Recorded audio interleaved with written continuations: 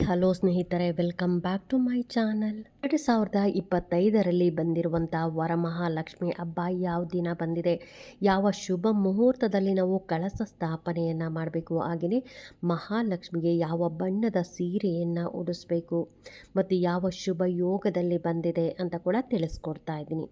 ಇನ್ನೂ ನನ್ನ ಚಾನಲ್ಗೆ ಯಾರೆಲ್ಲ ಸಬ್ಸ್ಕ್ರೈಬ್ ಮಾಡಿದೆ ಹಾಗೆ ನೋಡ್ತಾ ಇದ್ರೆ ಎಲ್ಲರೂ ಸಬ್ಸ್ಕ್ರೈಬ್ ಮಾಡ್ಕೊಳ್ಳಿ. ಪಕ್ಕದಲ್ಲಿರುವಂಥ ಬೆಲ್ ಐಕನ್ ಪ್ರೆಸ್ ಮಾಡೋದ್ರಿಂದ ನಾನು ಹಾಕೋ ವಿಡಿಯೋಗಳೆಲ್ಲ ಬೇಗ ಬಂದು ತಲುಪುತ್ತೆ. ಈ ವಿಡಿಯೋಗೆ ಒಂದು ಲೈಕ್ ಕೊಡೋದನ್ನು ಮಾತ್ರ ಮಿಸ್ ಮಾಡಬೇಡಿ. ಈ ಸಾರಿ ಬಂದಿರುವಂಥ ವರಮಹಾಲಕ್ಷ್ಮಿ ಹಬ್ಬ ಆಗಸ್ಟ್ 8ನೇ ತಾರೀಕು ಶುಕ್ರವಾರ, ಅಂದರೆ ಶ್ರಾವಣ ಶುಕ್ರವಾರ 2ನೇ ವಾರ ನಾವು ಹಬ್ಬವನ್ನು ಆಚರಣೆ ಮಾಡಬೇಕಾಗತ್ತೆ. ಈ ಸಾರಿ ನಮಗೆ 3 ಶುಭ ಯೋಗಗಳು ಕೂಡ ರೂಪುಗೊಳ್ತಾ ಇದೆ. ಪ್ರೀತಿ ಯೋಗ, ಆಯುಷ್ಮಾನ್ ಯೋಗ, ಹಾಗೆಯೇ ಸೌಭಾಗ್ಯ ಯೋಗ, ಈ 3 ಯೋಗಗಳು ರೂಪುಗೊಳ್ತಾ ಇದೆ. ಇನ್ನು ಕಳಸ ಸ್ಥಾಪನೆಗೆ ಯಾವ ಶುಭ ಮುಹೂರ್ತದಲ್ಲಿ ನಾವು ಕಳಸ ಸ್ಥಾಪನೆಯನ್ನು ಮಾಡಬೇಕು ಅನ್ನೋದಾದರೆ, ಕರ್ಕಾಟಕ ಲಗ್ನ ಅಂದರೆ 8ನೇ ತಾರೀಕು ಬೆಳಗ್ಗೆನೇ ನಿಮಗೆ ಅತ್ಯುತ್ತಮ ಶುಭ ಸಮಯ ಅಂತ ಹೇಳ್ಬೋದು. 5 ಗಂಟೆ 30 ನಿಮಿಷದಿಂದ 6 ಗಂಟೆ 40 ನಿಮಿಷದ ತನಕ ಇರುತ್ತೆ ಕರ್ಕಾಟಕ ಲಗ್ನ. ಇನ್ನು ತುಲಾ ಲಗ್ನ ಬಂದು 11 ಗಂಟೆ 2 ನಿಮಿಷದಿಂದ 1 ಗಂಟೆ 30 ನಿಮಿಷದ ತನಕ ಇರುತ್ತೆ. ಇನ್ನು ವೃಶ್ಚಿಕ ಲಗ್ನ ಅಂದರೆ ಮಧ್ಯಾಹ್ನ 12 ಗಂಟೆ 20 ನಿಮಿಷದಿಂದ 2 ಗಂಟೆ 30 ನಿಮಿಷದ ತನಕ ಇರುತ್ತೆ. ಇನ್ನು ಸಂಜೆ ನಾವು ನೋಡೋದಾದರೆ ಕುಂಭ ಲಗ್ನ, ಇದು ಸಂಜೆ 6 ಗಂಟೆ 34 ನಿಮಿಷದಿಂದ 8 ಗಂಟೆ 20 ನಿಮಿಷದ ತನಕ ಇರುತ್ತೆ.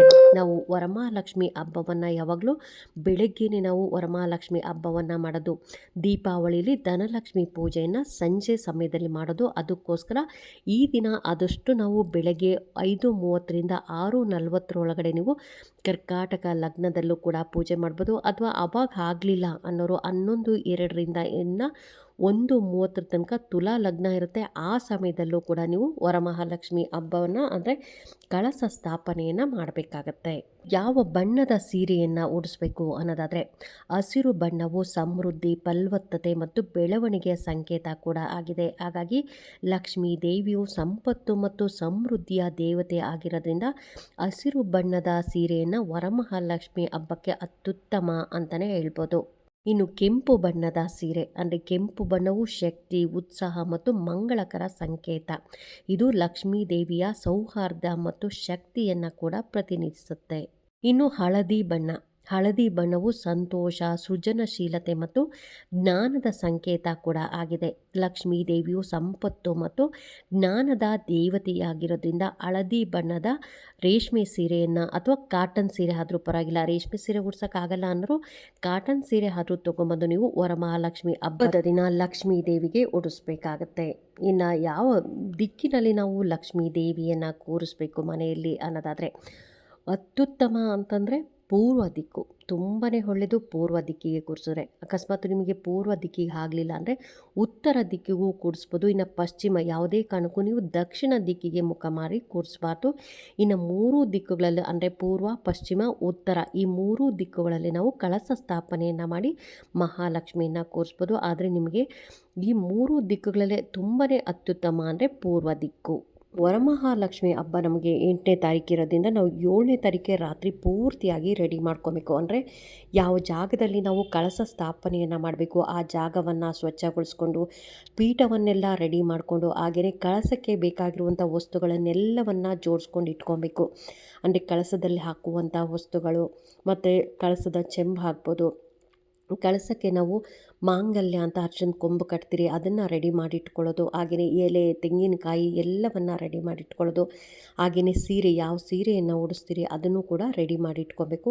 ಯಾವುದೇ ಕಾರಣಕ್ಕೂ ನೀವು ಸೀರೆಯನ್ನು ತರಬೇಕಂದ್ರೆ ನೀವು ಯಾವುದೇ ಕಾರಣಕ್ಕೂ ನಿಮ್ಮ ಮೈ ಮೇಲೆ ಹಾಕಬಾರ್ದು. ಅಂತಂದರೆ ನೀವು ಉಡ್ಕೊಂಡು ನೋಡಬಾರ್ದು. ಹಾಗೆಯೇ ಬ್ಲೌಸ್ ಪೀಸು ಮಾತ್ರ ಕಟ್ ಮಾಡಬಾರ್ದು. ಬ್ಲೌಸ್ ಪೀಸ್ ಸಮೇತವಾಗಿ ನಾವು ಸೀರೆಯನ್ನು ಉಡಿಸ್ಬೇಕಾಗತ್ತೆ. ಉಡ್ಸೋಕ್ಕಾಗೋರು ನೀವು ನಿಮ್ಮ ಮನೆಯ ಪದ್ಧತಿ ಪ್ರಕಾರ ಸೀರೆಯನ್ನು ಉಡಿಸ್ಬೋದು. ಅಥವಾ ಒಬ್ಬೊಬ್ಬರು ಉಡಿಸೋರಿಲ್ಲ ಅಂತಂದರೆ ಅದನ್ನು ತಟ್ಟೆಲ್ಲೂ ಕೂಡ ಇಡ್ತಾರೆ.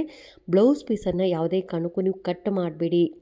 ಬ್ಲೌಸ್ ಪೀಸ್ ಸಮೇತವಾಗಿ ಸೀರೆಯನ್ನು ಇಡಬೇಕಾಗತ್ತೆ. ಇನ್ನು ಹೂಗಳು ಹಾಕ್ಬೋದು, ಹಣ್ಣುಗಳು, ಹಾಗೆಯೇ ಅಕ್ಷತೆ, ಎಲೆ ಅಡಿಕೆ, ತಾಂಬೂಲಕ್ಕೆ ಕೊಡುವಂಥ ನಾವು ವಸ್ತುಗಳು, ಈಗ ಅರಿಶಿನ ಕುಂಕುಮ, ಹಾಗೆಯೇ ಅಕ್ಷತೆ ಹಾಕ್ಬೋದು, ಎಲೆ ಅಡಿಕೆ, ಬಾಳೆಹಣ್ಣು, ಹಾಗೆಯೇ ಇಲ್ಲಿ ತಟ್ಟೆಗಳಿಗೆ ಜೋಡಿಸೋದಕ್ಕೂ ಕೂಡ ನಾವು ಎಲ್ಲವನ್ನು ಇಂದಿನ ದಿನವೇ ರೆಡಿ ಮಾಡಿ ಇಟ್ಕೊಬೇಕು. ಏಕೆಂದರೆ ಆ ದಿನ ಬೆಳಗ್ಗೆನೇ ಪೂಜೆ ಮಾಡೋದ್ರಿಂದ ಆ ದಿನ ನೀವು ಎಲ್ಲವನ್ನು ರೆಡಿ ಮಾಡೋದಕ್ಕಾಗಲ್ಲ. ಅದಕ್ಕೋಸ್ಕರ ಹಿಂದೆ ದಿನವೇ ನೀವು ಎಲ್ಲವನ್ನು ರೆಡಿ ಮಾಡಿ ಇಟ್ಕೊಂಡ್ರೆ ಬೆಳಗ್ಗೆನೇ ಎದ್ದು ನೀವು ಪೂಜೆ ಮಾಡೋದಕ್ಕೂ ತುಂಬಾ ಈಸಿ ಆಗುತ್ತೆ. ಪೂಜೆ ಮಾಡೋದಕ್ಕೆ ಗಂಟೆ ಹಾಕ್ಬೋದು, ಹಾಗೆಯೇ ಅಕ್ಷತೆ ಮತ್ತು ತೆಂಗಿನಕಾಯಿ ಎಲ್ಲವನ್ನು ನೀವು ಹಿಂದಿನ ದಿನವೇ ರೆಡಿ ಮಾಡಿ ಇಟ್ಕೊಳ್ಳಿ. ಕೆಂಪು ಆರತಿಯನ್ನು ಮಾಡೋದು ಮಾತ್ರ ಮಿಸ್ ಮಾಡಬೇಡಿ. ಇನ್ನು ನೆಕ್ಸ್ಟ್ ವಿಡಿಯೋದಲ್ಲಿ ಕಳಸದಲ್ಲಿ ಯಾವೆಲ್ಲ ವಸ್ತುಗಳು ಹಾಕಬೇಕು ಅದನ್ನು ಕೂಡ ತಿಳಿಸ್ಕೊಡ್ತೀನಿ. ಹಾಗೆಯೇ ವರಮಹಾಲಕ್ಷ್ಮಿ ಹಬ್ಬದ ದಿನ ಎಷ್ಟು ತಟ್ಟೆಗಳನ್ನು ನಾವು ಜೋಡಿಸ್ಕೊಬೇಕು, ಬೆಸ ಸಂಖ್ಯೆ ಇಲ್ಲ ಸರಿ ಸಂಖ್ಯೆಯಲ್ಲಿ ತಟ್ಟೆಗಳನ್ನು ಜೋಡಿಸ್ಕೊಬೇಕು, ಕೆಂಪು ಆರತಿನ ಯಾವ ರೀತಿಯಾಗಿ ಮಾಡಬೇಕು, ಹಾಗೆಯೇ ಮಾಂಗಲ್ಯಕ್ಕೆ ನಾವು ಎಷ್ಟು ದಾರವನ್ನು ತೊಗೊಬೇಕು ಎಲ್ಲವನ್ನು ನಾನು ಸಂಪೂರ್ಣವಾಗಿ ನೆಕ್ಸ್ಟ್ ವಿಡಿಯೋದಲ್ಲಿ ತಿಳಿಸ್ಕೊಡ್ತಾ ಹೋಗ್ತೀನಿ.